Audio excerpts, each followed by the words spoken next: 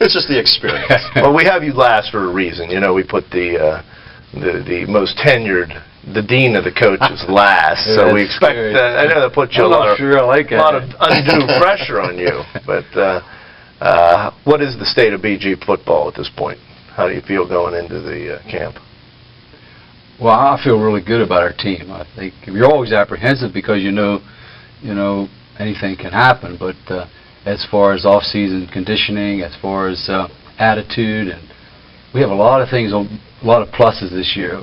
That last year we went into the season with just a couple seniors who turned out to be unbelievably motivated and really helped us out. This year we're going in with seniors, and I'm really hoping that they share some of that leadership that we got from our small group of seniors last year, because these kids are, there's a lot of talent in this group, and so we're really looking forward to it, because most of them have played, they have game experience, they've done a lot of good things, and I'm sure that they're going to be ready to. I mean, I think they think they're going to have a really good season, and I think that's what we expect.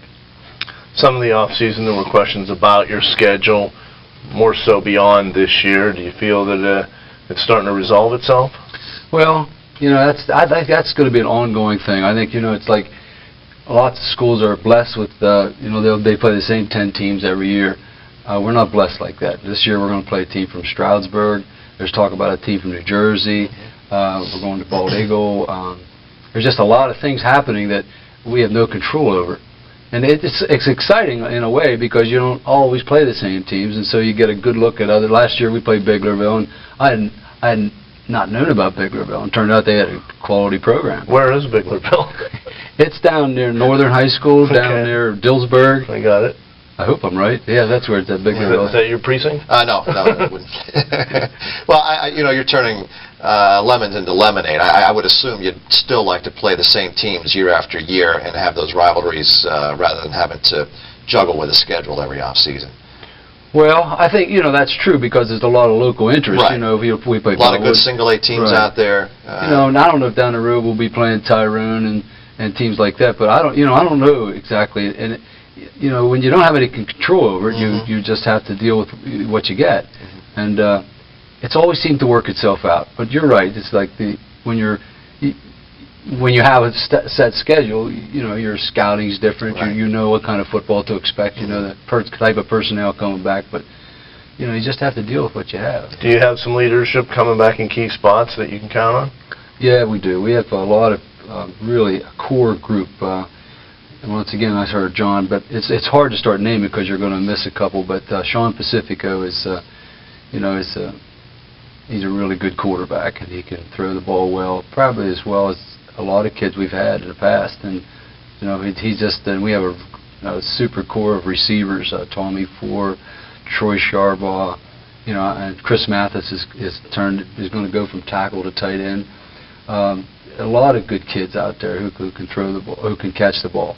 And then two good, excellent junior running backs, Josh DeStefano and Matt Georgiana, and they both played last year significant roles and have done extremely well. Our line probably has, we're talking Corey Eberhardt at center, and then we have Shane McConnell at guard, Bucky Dent, Anthony Dent at guard, Matt Kantowski, we're hoping he's going to come on as a tackle. Well, those sound like football names, you know that. Do they? Yeah, they sound like rough, tough football names. I'm picking BG.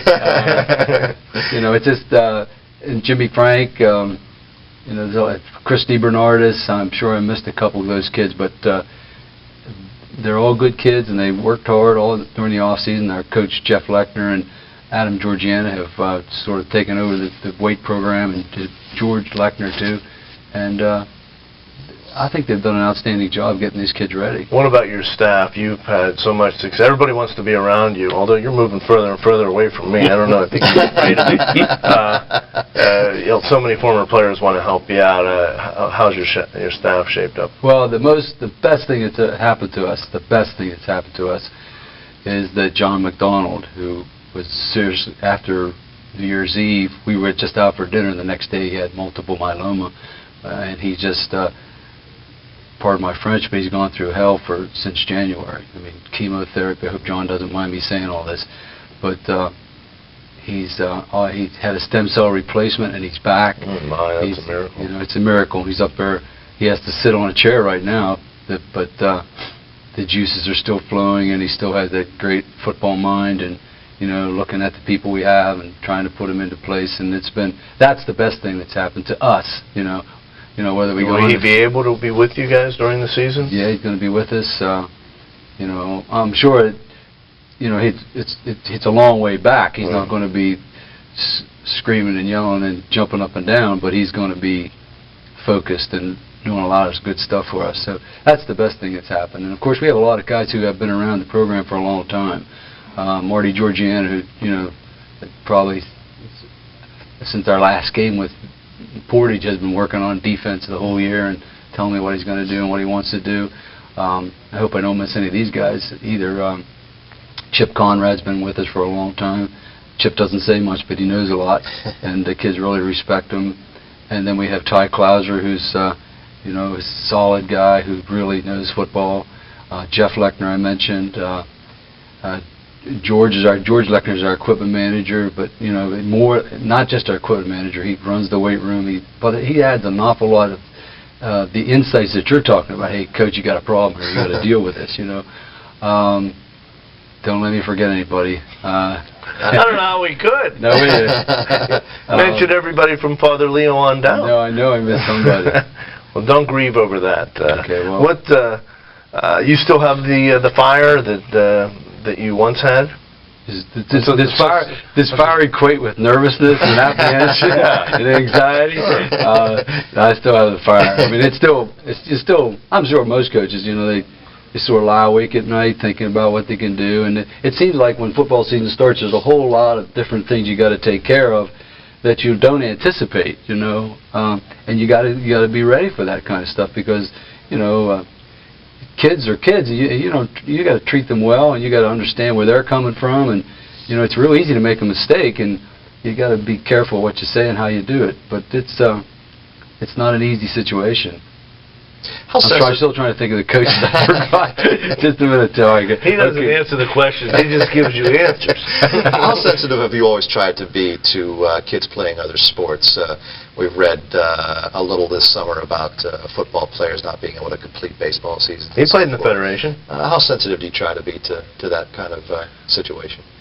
Well, I think it's smart not to make sure that the kids do play other sports, because I don't think I would like a boy coming out for football who hated football.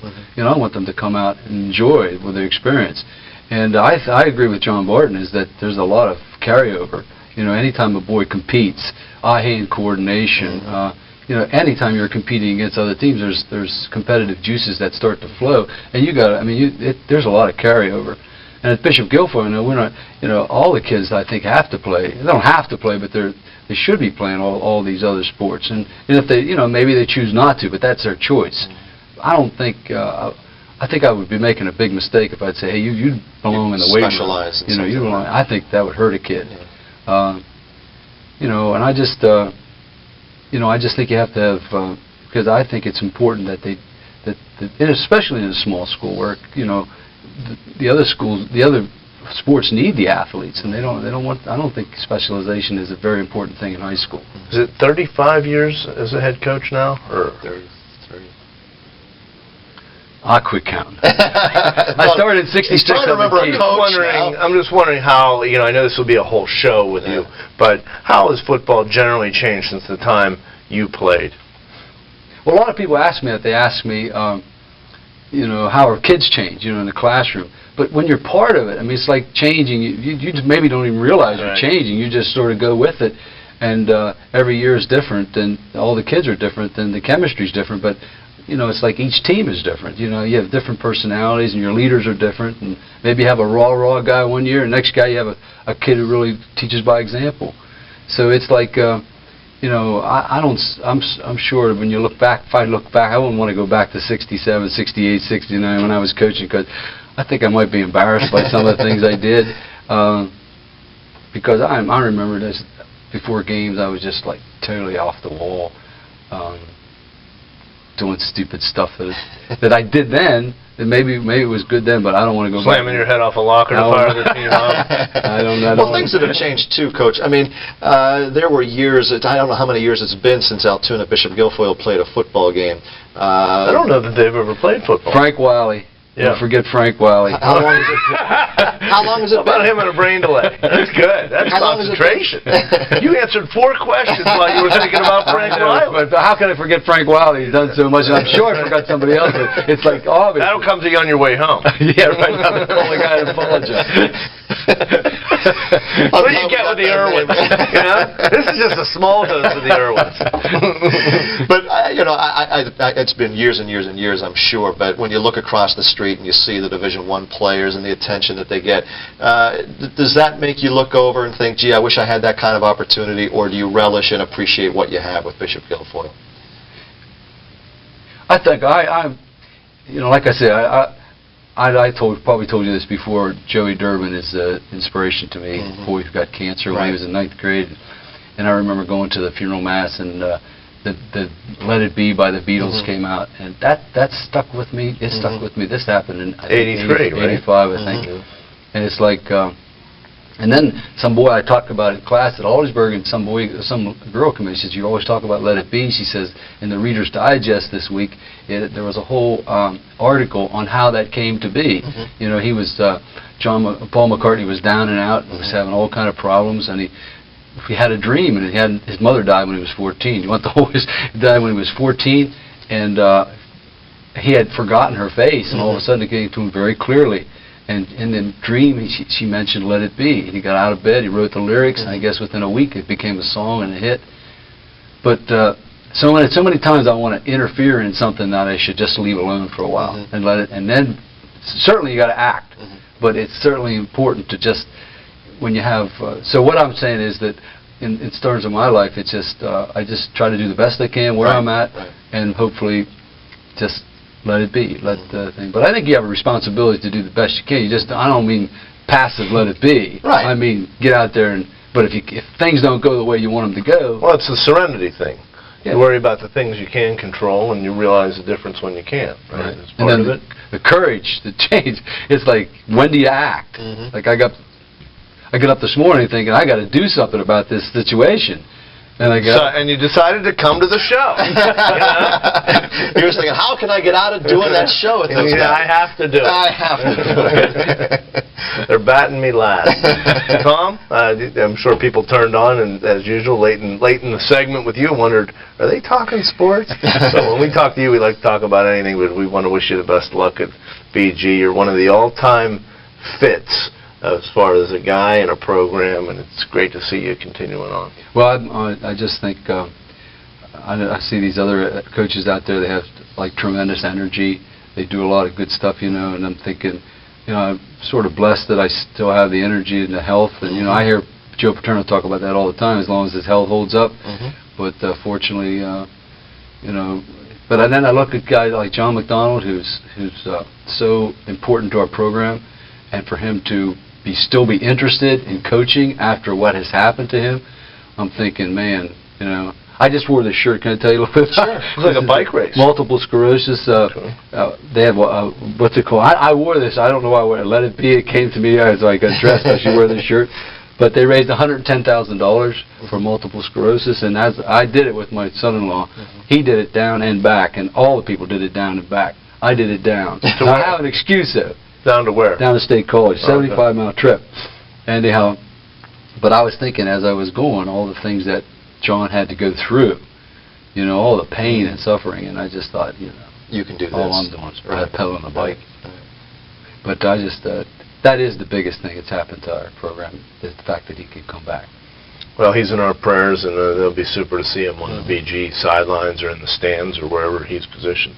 Okay, thanks. Thank you, Tom. All right. The Dean of Blair County Coaches. That's a great way to wrap it up. It's been a good high school football conversation. Hope you gleaned a little information about your team heading into the season, whether it's how many Lettermen they have coming back or who they're scrimmaging against.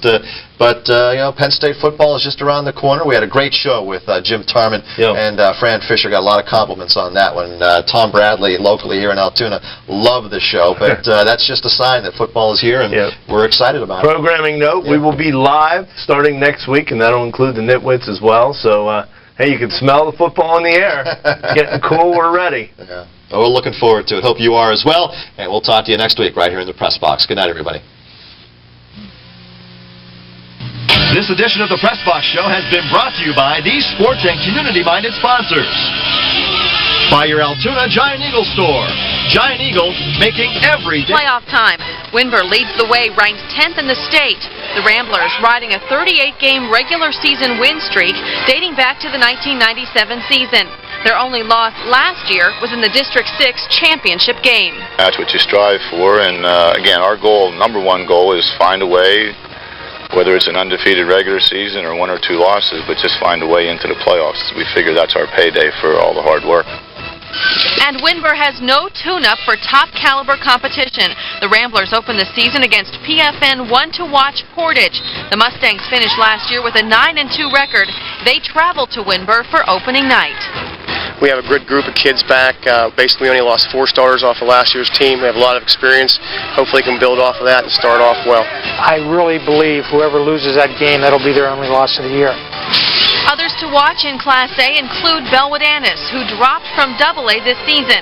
John Hayes' Blue Devils have made 3 straight trips to the district finals while posting undefeated regular seasons. Our goal is to not only to get to the districts, not only to get to the final, but we'd like to bring another title home, and that's not an easy task. A lot of people, I think, it's easy to sit out there and say, well, you got there, but you didn't win, and there's a lot of other teams that just wish that they could get there. More Class A teams to keep an eye on include Conemaugh Township, Coudersport, Northern Bedford, and Smethport, plus defending district champion Bishop Carroll. The Huskies advanced to their 2nd Western final in 3 years last season. Now they have some key holes to fill to get back among the state's elite. Having 20 seniors, the sophomores last year who are now juniors got to sit back, learn, see how the older kids did it, the experienced kids last year. And, they realize it's their opportunity now, and hopefully they're as hungry as the seniors who graduated were. In AAA, just a couple of area teams make the ones to watch list, including defending District 6 champion Huntington. The Bearcats posted an undefeated regular season in 2001. Now they want to add to a long-standing winning tradition. The enthusiasm is there, and they know that we did have an undefeated JV team last year, so it is something to build on. And, I'm just challenging their resiliency right now. Punxsutawney is also one to watch. They're out of District 9. And in Quad A, the Altoona Mountain Lions will be trying to make District 6 history this season by becoming the first big school to win 3 straight championships. Floricchio's squad is listed as one to watch by Pennsylvania Football News after a 12-2 season last year and a trip to the PIAA Western Final. Altoona probably, if I was ranking the top 15, they would be right there, either 11 or 12. I look at each season, it's a new challenge, and last year's over. More or less, what have you done for me lately? And I know that's the attitude of a lot of people, which is fine. I mean, you can't get complacent. Our kids are excited. They've set high standards for themselves. Dogs are looking to build on their long-running winning tradition. Last year, that meant a 7-3 campaign. The games oftentimes against larger schools. Now the Big Dogs are getting ready to bark again in 2002. It's tough for a school our size. We're the 2nd smallest school probably in District 6, and we're able to compete. Tom Irwin's team has good numbers and experience back in the trenches. The Marauders will be trying to improve on their 7-3 2001 season, but wins and records aren't the primary goal. And we're going to try to get as good as we can get today, and tomorrow will take care of itself. And I think probably each day we come up here to practice, it's like, can we improve on a lot of areas? BG opens with West Branch, then meets Belwood-Annis in another big Blair County rivalry. And we have lots more high school. 4 years. Wilson Thomas, 23-yard pass from Jamal Lord, and that is a touchdown, 17-0 Nebraska. Second quarter now, Matt Harrion is on the receiving end of another Guilfoyle team hosting rival Bellwood Annis. Pick things up first quarter. That's Tom Ford attempting a 45-yard field goal. Makes it with plenty of distance to spare. It's good, 3-0. Second quarter now. This is a bit of a weird play coming up. BG is punting. Gets off kind of a good punt towards the corner, and it takes a weird bounce off Dan Hauser. The BG defender comes flying in. It's ruled Bellwood's ball on the 1-yard line. Take another look. Looks like the referee made a good call. Next play now. This is BG's defense stepping it up for the safety, and the Marauders' defense with an absolutely dominating... 65 yards, picking up the first down and much more. That pickup setting up his own 2-yard touchdown. The Warriors on the board, but BG puts this one away early on. Matt Georgiana untouched for the 4-yard strike. The Marauders go on to defeat Everett 49-13. Well, it's a long season. It just we really try to just play one game at a time, and fortunately we have a lot of seniors this year. We have a good team, but I think our kids played well, and we just have to take it one week at a time. Congratulations to the BG Marauders, 4-0 to start the season. Next week, Everett plays host to Chestnut Ridge. We turn our attention to the Quad A ranks now, and we begin with the Hollidaysburg Golden Tigers. After an opening night loss to rival Altoona, the Tigers have bounced back tonight, looking for their... to go 8-0 for the first time since 1987. Pick things up in the second quarter. Josh DeStefano takes the handoff, goes right up the middle, fools everybody, including the cameraman. BG leads 7-0. Through the magic of television, we fast forward now to the fourth quarter, 10-0 BG. DeStefano again, this time an 8-yard touchdown, 17-0 Marauders, and now still in the fourth. DeStefano continuing his big night, his third touchdown of the evening. BG wins 24-zip. They improve to 8-0. Get out the big extension cord. It's time to fire up the Scholastic Spotlight. DeStefano's 3-touchdown performance was good enough to get him into the spotlight, but Claysburg-Kimmel's running back Kyle Knisely did one better, Knisely scoring 4 rushing touchdowns, helping the Bulldogs to a 26-21 win over Northern Bedford. And coaches, remember to call in your scores, use the number on your screen, and the Scholastic Spotlight just might shine on your team. Steelers linebacker...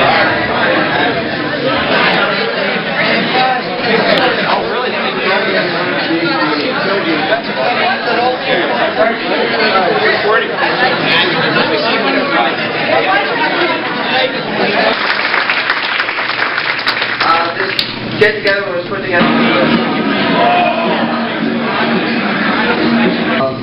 I want to thank the parents especially for all the hard work that they did to put this together. I think this is a real fitting testimonial for what has happened this year for our team. So how about a big hand for the people? And please say them after me. Hoo-ah. Badoo. Bela. Okay? Badoo is a cat.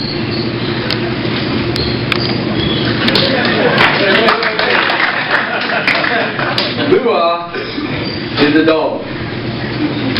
Bela is our new granddaughter. Born yesterday, 8 o'clock in the morning. So,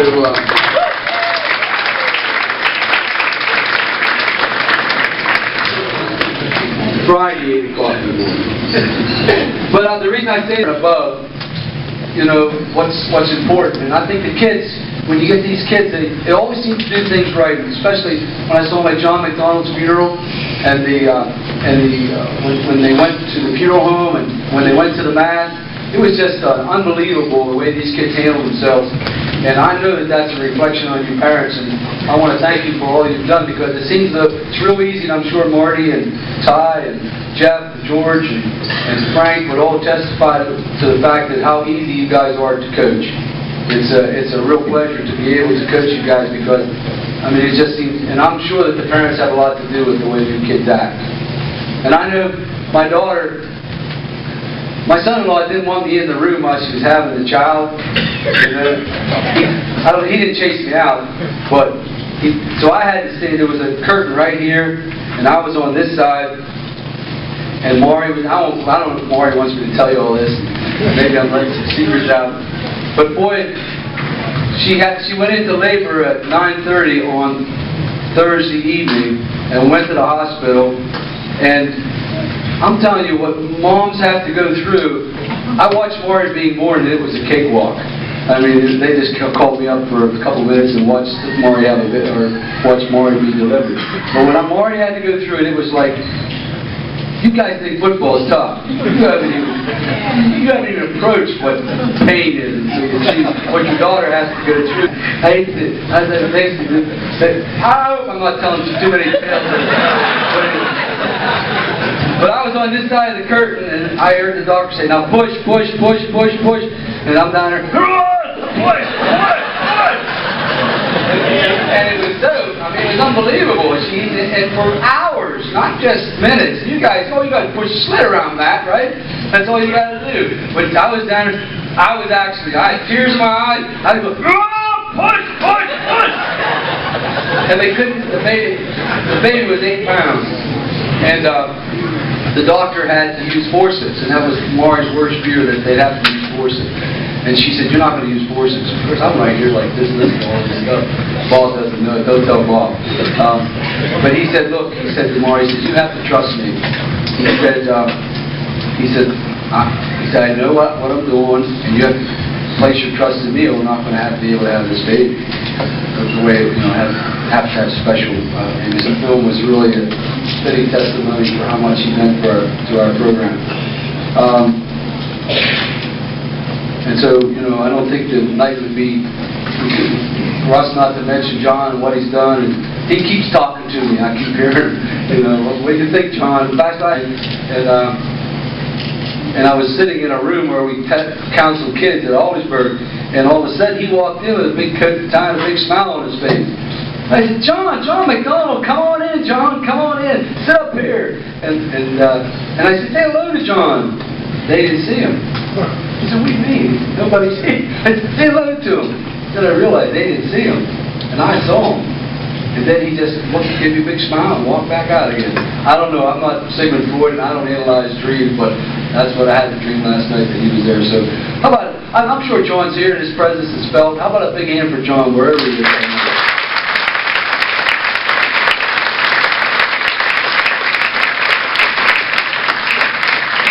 Mary Ann told me I have to speak for an hour and a half, so. I didn't get a wink, but I knew he wanted to tell me this.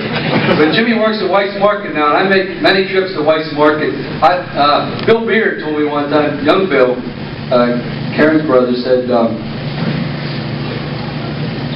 Bill told me one time going to the supermarket is therapeutic. And I find that's true. They play a lot of, I saw great dance steps one at White's Market. They play these 60, 70 tunes, but this one girl,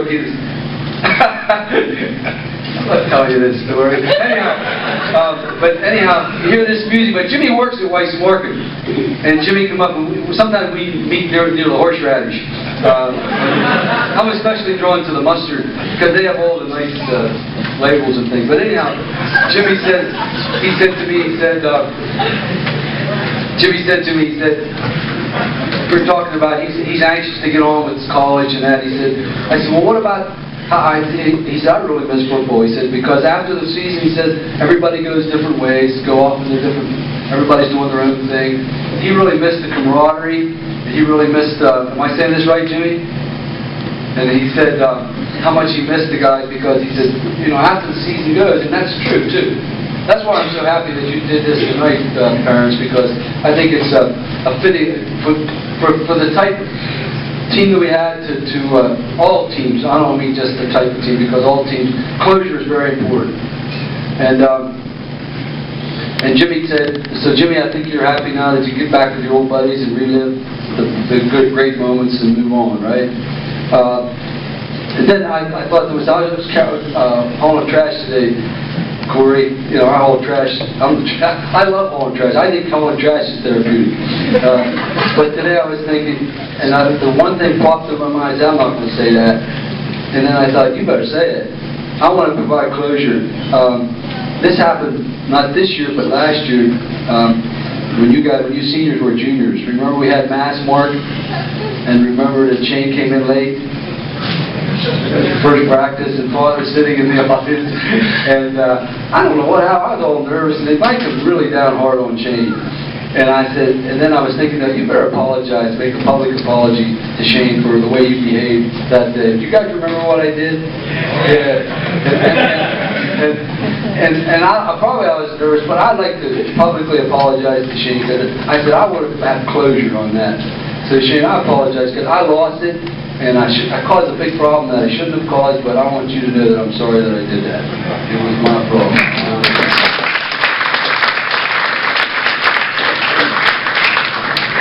Okay, so I'd like to thank our coaches and ask them if they'd like to say a few words. Marty never likes to talk, but I think he should come up and say a few words. How about it?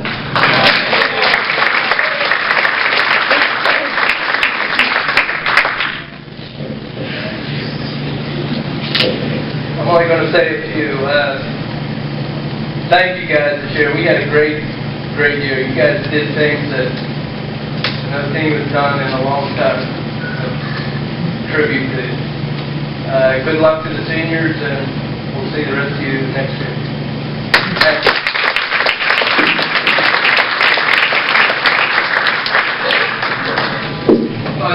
Frank or Ty, George, Jeff, I think they're the ones that are here. Would you guys like to say? Frank, would you like to say a few words?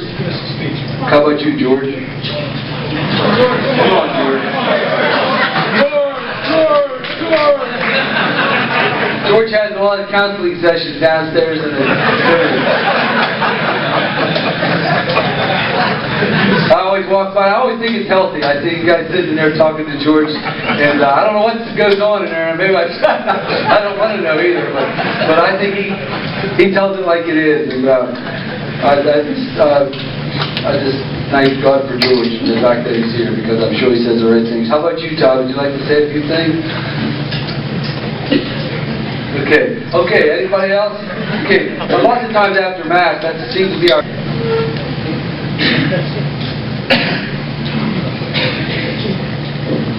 Obviously I didn't plan anything to say, and nothing really beautiful came to my mind like Coach Irwin always says, but I think the best thing I can think of for the season is probably that for 2 or 3 hours every week, we got to be something more than just ourselves. We were a team, and that team was, I don't want to say unbeatable, but obviously got beat at one point, but it was a lot of fun being as good as we were. So that's what I want to thank you guys for, is making that team possible.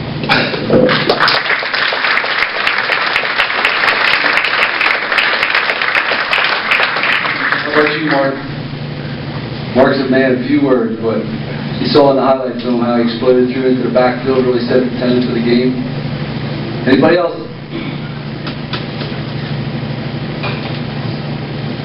Okay, Jimmy, you're up then.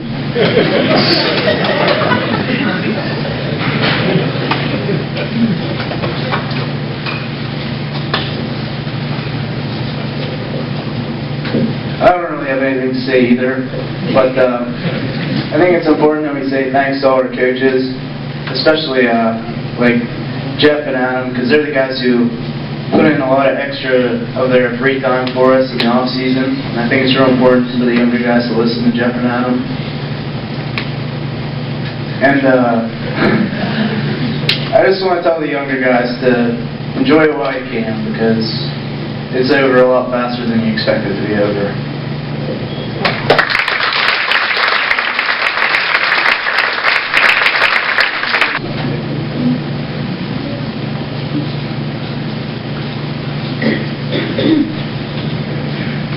Okay, unlike these two, I prepared an hour-long speech.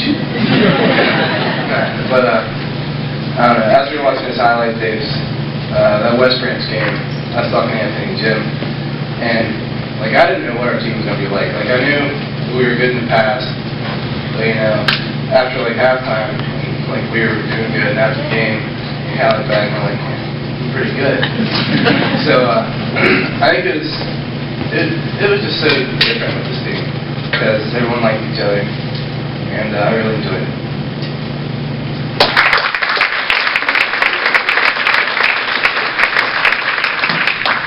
And I can't let this go by, but I think you guys, the underclassmen, I think, everybody does their own thing. You have to be who you are. You have to have your own chemistry. But I think what Shane said, Jimmy said, you got to like each other. You got to really be unselfish and care about each other. And if you guys can do that, then win or lose, we're gonna have a successful season. But I knew, we got a big challenge ahead of us, but I'm sure that with the character, to Ty, Jeff, Adam, Marty, Frank, and maybe we have a couple brother combinations here. So how about if Mark and Mike Sprouse would come up first? Mark and Mike.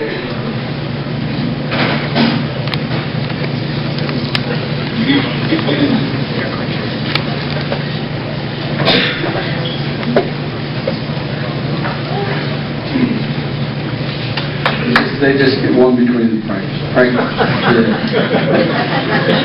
And the other combination is Justin and Jordan Wiley.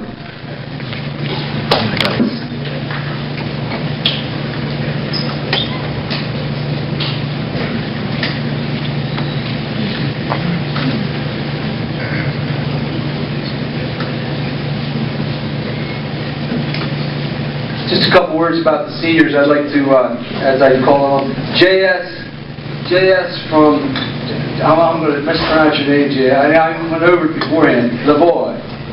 Is that right? So he's a hockey player, but he came up and said, "Is football like hockey?" He said, his name said, "How do you tackle?" I said, "Well, it might be like checking in hockey." But he tried hard. He kept asking the questions in French. I never could understand what he was saying. But he tried his hardest, and I'm really glad. I know he did outstanding for the hockey team this year, but he also did a great job for us as a football player. So JS from Quebec, right?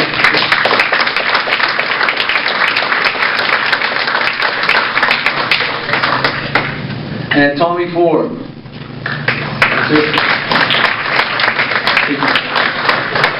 Tommy can't be here, but his sister represents, and he says, Tommy told me that you were his inspiration. I saw you walk into the...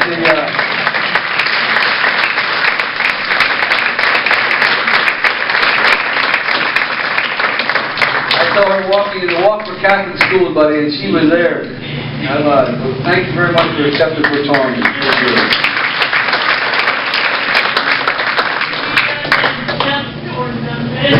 Okay, well, we're glad you came here. Thank you very much. Young boy had an outstanding year this year, and I know he's going to have an outstanding college career too. He kept us for 2 years now. He's been an outstanding quarterback and just did everything. They always call him fathead. They always made fun of him, made fun of his feet, made fun of him. But I'm telling you, he did an outstanding. Everybody knows. I don't have to tell you guys. He had an outstanding season, and he's had an outstanding 2 years. And Sean, we're sad to see you go.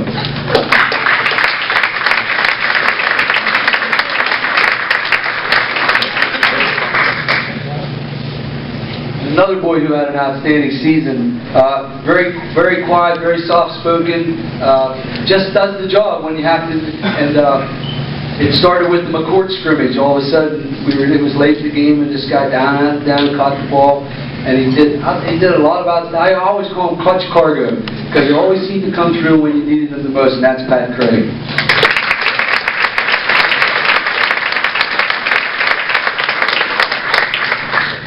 The next boy, I sent Phillips to Millersville, and he asked me about a certain player, and they said, "What about number 24?"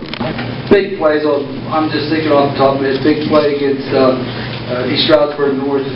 Big play in the Bellwood game when they threw the ball deep. All kind of plays, and everybody, But this guy, he's not a very big kid, but buddy, he's strong, he's quick, and he does it right. Troy Sharbaugh.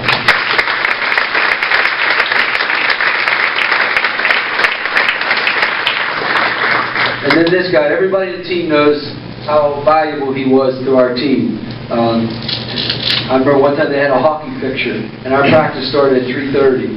And he was a little bit 10 minutes late, but he sprinted. I still remember.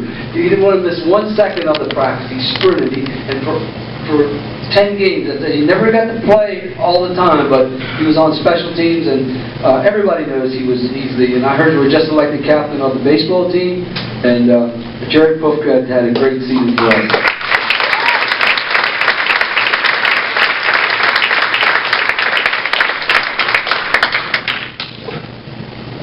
And the next player is, everybody knows, when he was a junior, when he was a sophomore, I used to watch, he played on the varsity. Sometimes we split up the JVs and the varsity. But I noticed when he went down to the JV team, it seemed like he picked them up. I don't know what happened. He had so much energy going for him that when he went down, all of a sudden everybody else gets a little tired. And I think this guy, I don't know where he gets it, but there's something about him, his spirit, that uplifts everybody else.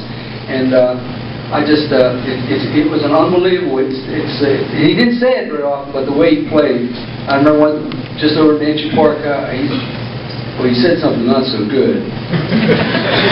This guy came around, and he yelled, he didn't want to catch the ball. Nah, you don't want to do that, dude. Get it done in wires. This guy, what I'm trying to say is, this guy was super, and his name's Chris Mathis.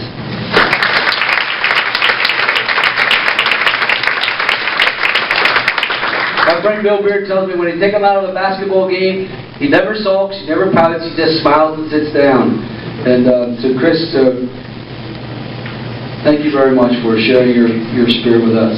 Ben Walters, Ben can't be here tonight, but Ben, I just talked to somebody from Outdoor Odyssey, and they were telling me that Ben Walters is a super counselor for them. Now, I don't know where Ben is. Ben is into all kinds of issues. What are you laughing about, guy?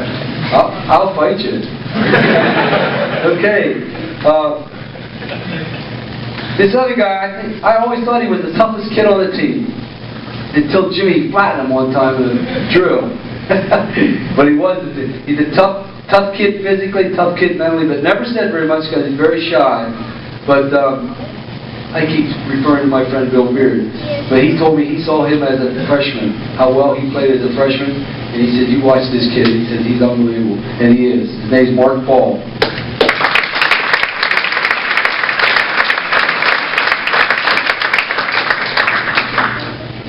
See how he walks? This other guy is the toughest guy on the team. Because I said, now I'm not talking about the tough, but they said, who would you rather not fight on this team? And everybody almost said, who would it be, Devo? Kentowski. Nobody wants to play with Kentowski, but he's a little haywire. Sit down, man, sit down. He does. He's the kind of guy who just doesn't know where he's coming from half the time. And he always gives that glazed look like, oh, you looking at me? What are you looking at me for? He limps like crazy. I said, what's wrong with your leg? Nothing. Nothing wrong with him. But everybody understands how good he was and how tough he was. And but he's a good kid and poured his heart and soul out for this team.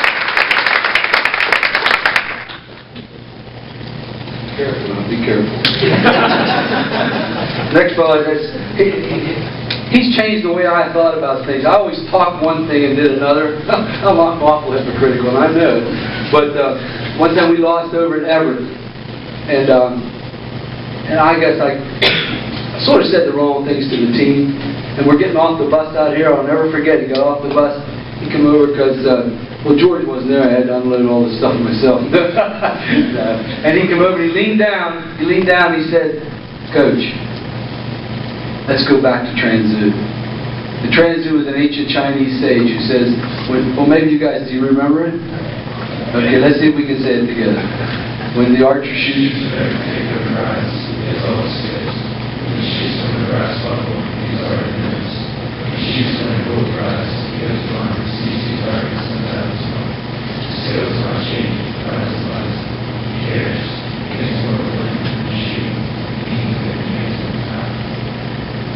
See, this is a great group of guys. But the emphasis was on playing. He said, when you're shooting to win, when you play, you play. And he knew what was right. He told me. And I always I told the kids, I said, what do angels look like? And I remember Bucky said, they're big guys with hoods. You said big, I forget what you said, some kind of, and I said, no, they're funny little guys, they're little fat guys with a lot of hair. And I said, find them on Christmas cookies. And I always refer to, now Jimmy, now he's getting much more mature, but at that time his hair, he had hair all over his head. And, but he really gave me some good advice, and he continues to give me good advice. And I hate to say this, but he hugs me in the aisles at Weiss Market.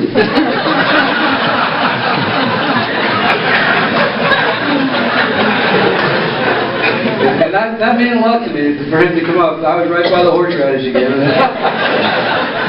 the mustard. I'm drawn to the fish a little bit too, but he really, his team. I remember after his junior year, he said, "What do I have to do to start?" And when you had Shane and Jimmy side by side, they're cousins, and I'm sure that they did an awful lot to help break a lot of long runs. And sometimes you don't think about the added what's the word I want to use? Dimension. Are you listening to Sean? I'm not putting you to sleep, am I?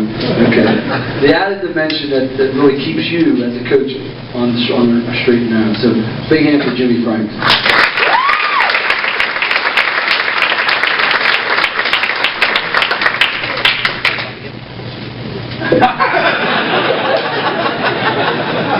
Save it for Weiss Morgan.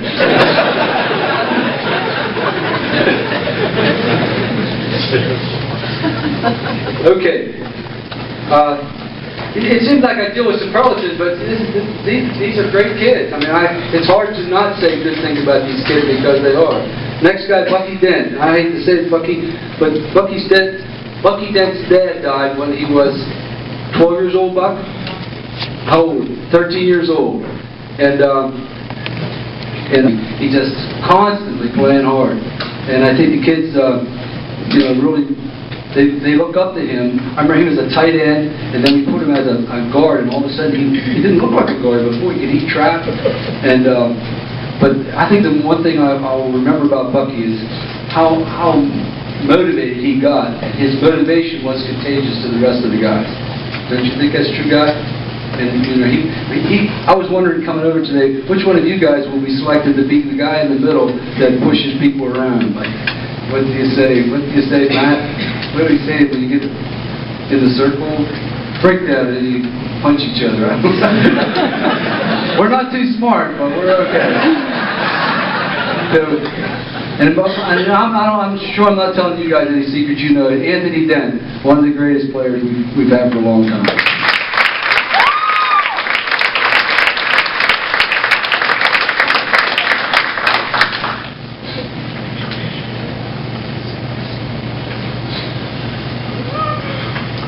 And I know, Chris, you already got your plaque, but I want to say a few words about Chris DeBernardis.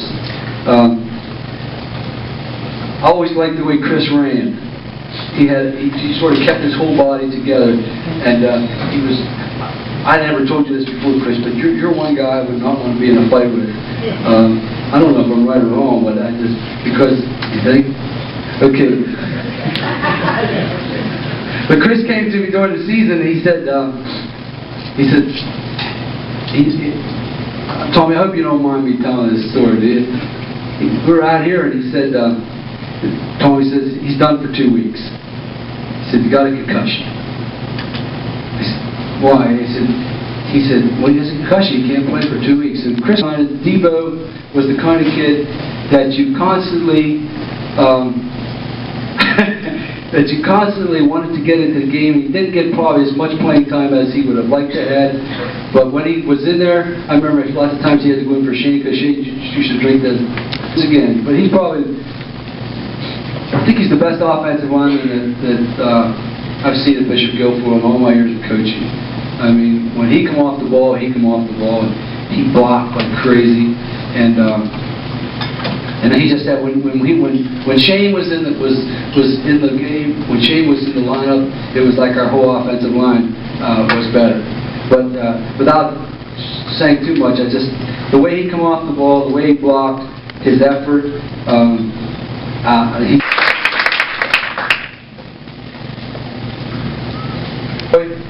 is that no matter what we did up there, he did it 100%. He came off the ball. Once again, I think he would have liked to have more playing time, but I think and I think no matter what obstacles are going to be put in front of you, you're going to work your way through.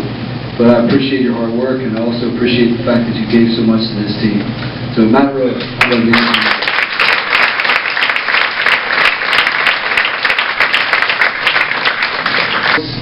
he said senior year he wasn't going to come out because he said he enjoyed playing hockey so much. I'm not letting the cat out of the bag here, am I, Jordan? He said he was thinking, but he was so glad that he played because he was so glad that he had such a rewarding football season. And I think that if you ever saw Jordan on special teams, I think he probably made I don't know how many tackles on kickoffs, and he just he also was one of those kids that just constantly to the person probably on the team who is the unsung hero, the person who gave a lot but maybe never got much credit. So when Jordan said it was like it lit a fire because Frank wanted to do something similar too, but I'm sure you guys didn't converge because Jordan called me over and he said that, and I thought, to me, because a lot of times I don't know how you guys are as adolescents, but I was kind of a selfish adolescent. I hate to say that about myself, but I thought it was all about me. Shut up, Matt. Okay. But Jordan, I think, not only, he probably would have loved a lot more playing time also, but he didn't sulk, he didn't get down, he just, in conclusion, I want to tell a little story. Not going to be that long. But it comes from words of wisdom, and it said, yeah, you guys can go. Well, you don't get one. I said, Corey Everhart, don't give him one. No. Maybe this was last but not least. Maybe this is something that should be said. Because Corey Everhart, I want to tell you about Corey. Hold off, George, we're not going to give it yet.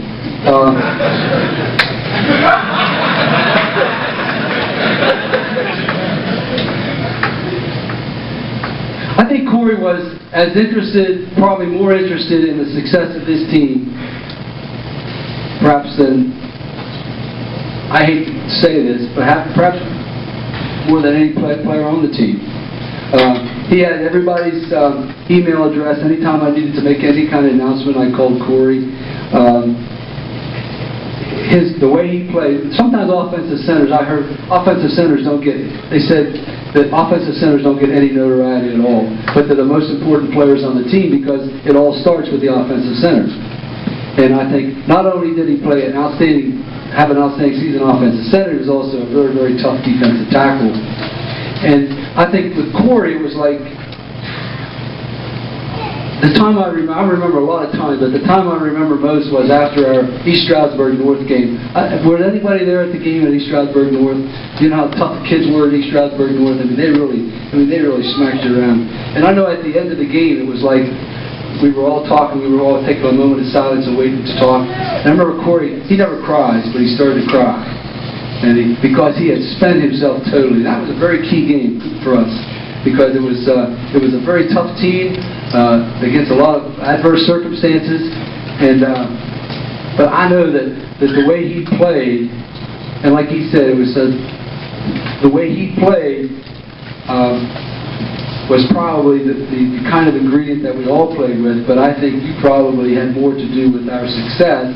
I don't want to say that anybody, but without you, Corey, I don't think we would have done the job, not as well.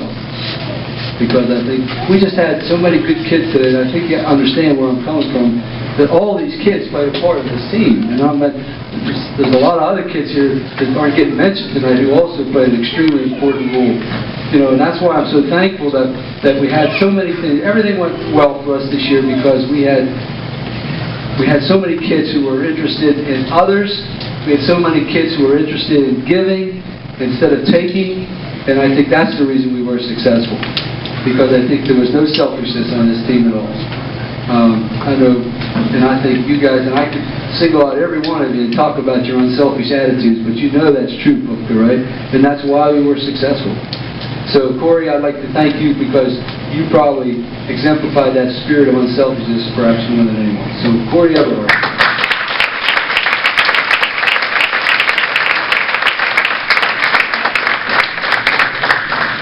Okay, now I got to tell you all about the juniors. No, please. No, but I would like to talk about them, but I can't talk about them. Everybody talks about the time when Josh DeStefano couldn't play our last game, and he and Matt.